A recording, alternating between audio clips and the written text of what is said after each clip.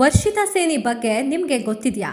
ನೀವು ಪಾರು ಧಾರಾವಾಹಿಯನ್ನ ನೋಡ್ತಿದ್ರಿ ಅಂದರೆ ಪಕ್ಕ ಇವ್ರ ಮುಖ ನಿಮಗೆ ನೆನಪಿರುತ್ತೆ.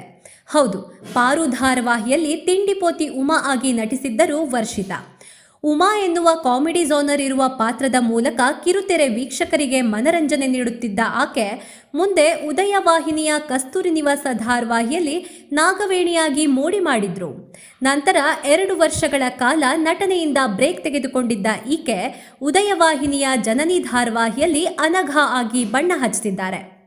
ಮನೆದೇವರು ಧಾರಾವಾಹಿಯ ಮೂಲಕ ಕಿರುತೆರೆಗೆ ಪರಿಚಿತರಾಗಿರುವ ವರ್ಷಿತಾ ರಂಗಭೂಮಿ ಕಲಾವಿದೆಯೂ ಹೌದು.